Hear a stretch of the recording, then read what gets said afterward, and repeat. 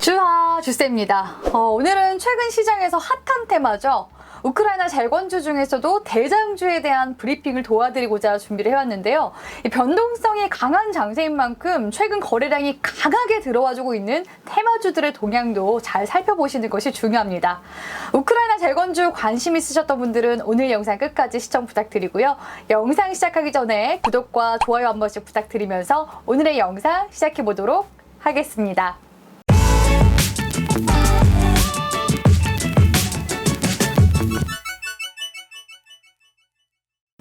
먼저 우크라이나, 러시아 전쟁 현황부터 잠깐 살펴볼까요? 최근 러시아는 우크라이나 동부 루안스크를 차지한 가운데 돈바스 지역의 약 75%를 점령한 것으로 알려졌는데요. 푸틴 대통령은 러시아군이 루안스크 해방에 성공했다며 자축하기도 했습니다. 러시아는 당초 특수군사작전의 목표인 우크라이나 동부 해방에서 일정 부분 성과를 달성한 데다 동남부 철도 인프라 연결이 가능해진 상황입니다. 이제 관심은 러시아가 지금까지 점령한 영토를 끝으로 다지기에 나설지 아니면 전선을 더 확대할지에 대해서 관심이 쏟아지고 있는데요. 이 젤렌스키 우크라이나 대통령은 반격을 공언하면서 영토를 되찾겠다는 주장을 펼치고 있기도 하지만요. 이 푸틴 대통령이 휴전을 제안할 경우 젤렌스키 대통령의 선택은 기로에 놓이게 됩니다. 물론 푸틴 대통령이 휴전을 제안해도 이 젤렌스키 대통령은 자신의 입장을 바꾸지 않고 영토 수복을 고집할 수도 있는데요. 또 한편으로는 미국, 유럽연합 등 서방국의 지지를 잃을 위험도 존재합니다. 서방국의 경우 우크라이나 재건 사업을 한창 논의하고 있는 데다가 이유는 우크라이나를 가입 후보국으로 인정하기도 했었죠. 특히 우크라이나 사태로 인해 식량과 에너지 물가가 치솟으면서 서방국 정치인들은 위기에 처해 있는 상태이기도 합니다. 바이든 미 대통령은 오는 11월 중간 선거까지 앞둔 상황인데요. 경기 침체 우려로 인해 바이든 대통령의 지지율은 오를 기미가 보이지 않고요. 마크롱 프랑스 대통령은 총선에서 과반 확보에 실패하기도 했습니다. 또 보리스 존슨 영국 총리는 불신임 투표에서 간신히 낙마 위기를 겨우 넘기기도 했죠. 이처럼 우크라이나 사태가 장기화되면서 푸틴 대통령과는 달리 서방국 정치인들의 입지만 위태로워지고 있는 상황입니다. 이 서방국 국민들 또한 식량과 에너지 물가 폭등에 따른 고통을 느끼고 있는 중이라서 여론 또한 좋지 않은 형국이죠. 그렇기 때문에 만약 젤렌스키 대통령이 휴전 제안을 받아들이지 않게 되면 그동안 의존해왔던 서방국들의 일부 지지를 잃을 위험이 있어 보이고요.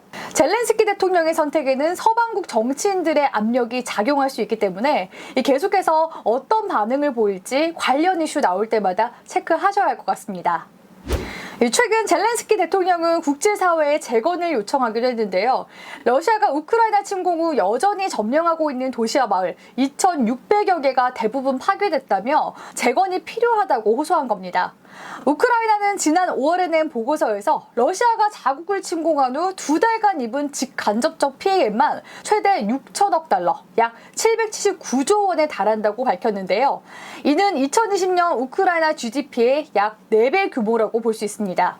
국제사회 일각에서는 우크라이나 재건을 위해 러시아 중앙은행이 해외은행에 예치한 달러 자산을 우크라이나에 넘겨주자라는 주장도 나오고 있는데요. 하지만 미국이 법적 문제와 향후 휴전 협상에서의 협상 카드가 없어질 수 있다는 우려 등으로 반대하고 있는 중이기도 합니다. 급한 대로 주요 7개국 G7은 일단 올해 우크라이나가 기본적인 정부 운영을 할 수 있도록 295억 달러, 약 38조 원을 지원하기로 했는데요. 우크라이나는 전쟁으로 초토화된 자국을 재건하는데 7,500억 달러, 우리 돈 약 972조 원이 필요하다고 자체 추산하기도 했습니다.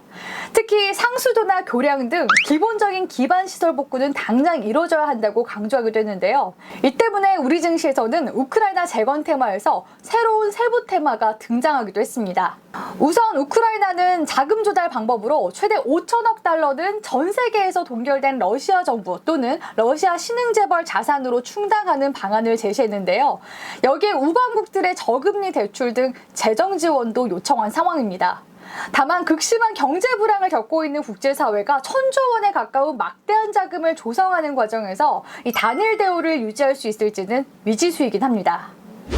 그렇다면 우리 정부는 어떨까요? 지난 6일 원희룡 국토교통부 장관은 방한 중인 우크라이나 의원들과 주한 우크라이나 대사를 만나 러시아 우크라이나 전쟁 이후 우크라이나 재건 사업 협력 방안에 대해 긴밀히 협의하기도 했는데요. 정부는 앞서 지난 4, 5일 스위스 루가노에서 열린 우크라이나 재건 회의에 대표단을 파견해 우크라이나 재건 사업에 대한 참여 의지를 표명하기도 했습니다. 면담 직후 원 장관은 현재 추진 중인 이라크 재건 사업 등의 경험을 기반으로 국토부가 관련 업계 및 공기업과 긴밀한 협조 체계를 구축해 우크라이나 재건 사업에 선도적으로 참여할 것을 지시했는데요. 국토부는 이달 중으로 정부, 공기업, 업계가 참여하는 우크라이나 재건 협의체를 구성하고 우크라이나 정부와 협력 네트워크를 구축해 재건 사업에 역량을 집중할 계획이라고 밝혔습니다. 우크라이나 재건 사업에 협력하는 우리 정부, 당연히 국내 기업들도 수혜를 받을 수밖에 없겠죠. 주셈은 우크라이나 재건주들 중에서도 최근 대량 거래량이 강하게 들어와주고 높은 주가 등락률을 보여주고 있는 현대 에버다임을 주목하고 있는데요. 현대 에버다임은 콘크리트 펌프카, 타워 크레인 등을 통해 건설, 재난, 국방 등 종합사업 분야에 대응 가능한 중장비 전문 업체로 우크라이나 재건주로 꼽히고 있습니다. 또 최근에는 현대 에버다임의 움직임과 함께 현대 건설기계도 동반해서 움직이는 모습이 포착되고 있어서 흐름을 같이 보시는 것도 권장드리고 싶은데요. 혹 현대 에버다임의 주가가 너무 많이 오른 것은 아니냐고요? 기술적 분석 함께 보도록 하겠습니다. 2018년 상봉을 짓고 장기간 폭락세가 나왔던 현대 에버다임. 2018년에 올랐던 종목들의 특징 중 하나는 대북주로 엮이면서 강한 폭등이 나왔었다는 건데요.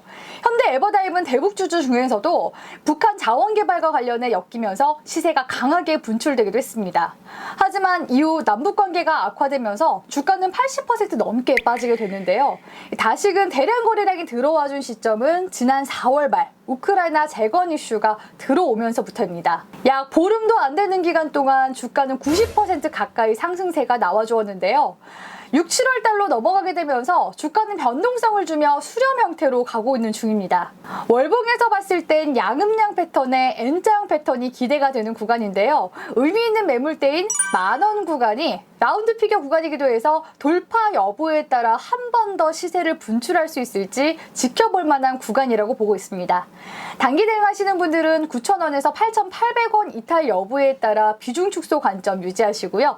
10,000원 돌파 시 영상 한 번 더 업데이트 해드릴 수 있으니까요. 주쌤 채널 구독 안 하신 분들은 구독해두시고 참고하시면 좋겠죠. 또 천생연분 멤버십 장중 방송 통해서도 장중의 브리핑도 많이 도와드리고 있으니까요. 장중 대응이 필요하신 분들은 함께 하셔서 도움 받으시면 좋을 것 같습니다.